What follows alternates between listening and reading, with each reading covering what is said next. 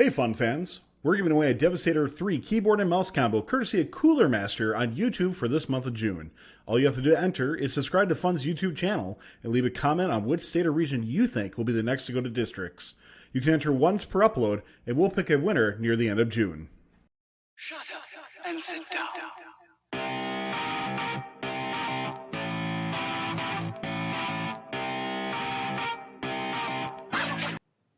Oh, and Absolutely. we do have a question here from, I'm not even going to bother trying to read that jumble there. Is it easier to qualify for Vex Worlds or FTC? FTC will have 160 spots per world this year. So I don't work there at Vex anymore, so I'm not familiar with the exact numbers of teams. But for VRC, I believe this year, and Libby, there was oh, you weren't there for the VRC portion. I wasn't there for VRC. I was in Detroit with 1923. I think there was about 700 teams for the VRC portion, and when I left Vex, they had about 11,000 teams in VRC.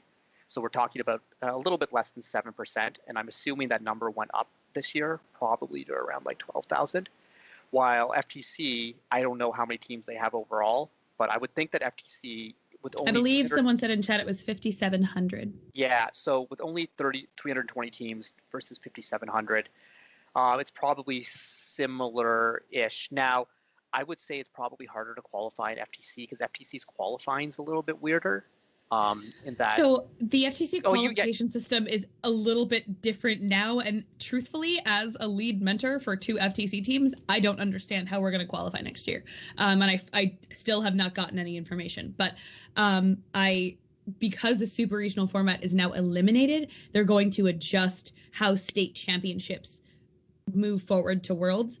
I think it's a different qualification system because again, FTC has this really strange backwards qualification of like, first it's the winner first seed, then it's the Inspire Award, then it's the drop down of the list doesn't really make any sense, and it's very strange to the teams that are physically at the event. And I think FTC isn't it more awards based than performance based? It is alternating. It is alternating.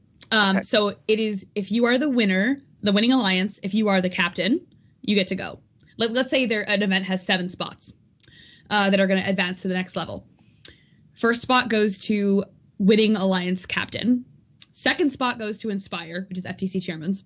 Third spot goes to winning alliance first pick. Then it's Inspire runner-up. And it just goes down and down and down, alternating match performance and awards. And it makes zero sense to me, to the point, and I will tell this story on Candidly Speaking because it makes me laugh, and if I don't laugh, I'm going to cry about it. 1923 hosts the New Jersey State Championship for FTC, and in the middle of our award ceremony, and Karthik, you're going to know how upset this makes me because you know me, we had to pause the award ceremony because the person reading was reading the wrong qualification system because no one understood the qualification system that was there.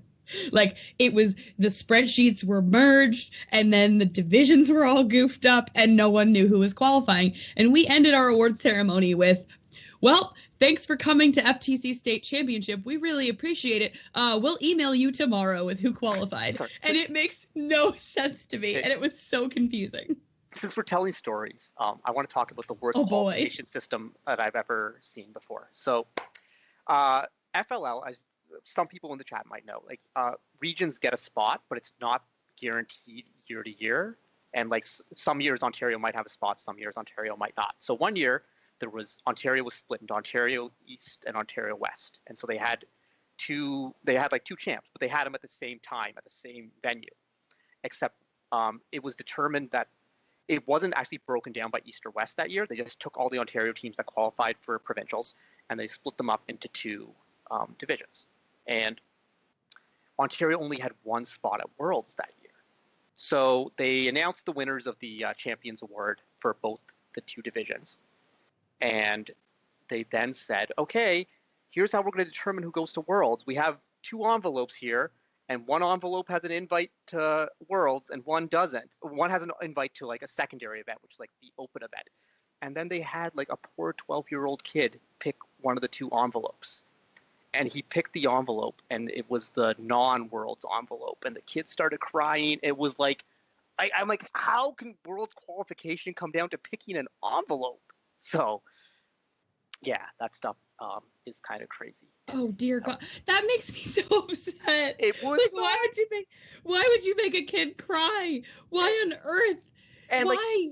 And like the great thing is like because it's FLL, like his teammates eventually encouraged him, and they still got a trip to California to like an open event. I have an update from chat. Jamieson is posting that 12-year-old kid was my best friend on my FLL team.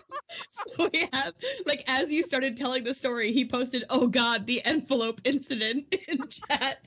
I'm glad someone remembers it. I tell this story to people, Jamie. I'm so glad you brought that up. People are like, "That didn't happen. What are you talking about? You're just like," I'm like, "No, this actually happened. If you guys got off your asses and volunteered at an FLL event like me, you would have seen it happen." Oh my God.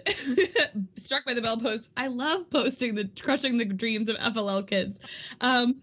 So honestly, maybe that's a new Candidly Speaking conversation is qualification systems, why they don't match across first programs, and then also why do we do them in a way that makes children cry. But maybe we'll hit that up on a future episode. That was like a one-time thing, but I've seen kids cry over qualifying. Yeah, that I mean, yes, but this was like just not. That's wild. That's absolutely insane. That may beat my story. Yeah, but in terms of I don't even know why we were talking. We were talking about easier to qualify for VEX versus FTC. Yeah. VRC. So, like in terms of numbers, it seems like FTC has a greater, VEX has a greater proportion of their teams going, because it's VEX looks to have double the amount of spots, but not double the amount of teams. But I again don't know where their team numbers are at this year. Yeah. So I think that's actually going to do it for the questions in chat. A couple of us might be around to answer by text after the show, but we are going to close it up for tonight. So thank you to everyone who is helping make the show possible. If we like what we do here on Fun, all that we ask is that you click the follow button. You can invite others to come watch the First Updates Now shows and be a part of our great community. You can also find us in Discord and hang out with the hosts as well as other community members there. If you're able to buy us, the price of a cup of coffee, please consider donating, giving bits through Twitch, or subscribing to the channel. If you have Amazon Prime, you can subscribe for free, which is pretty cool.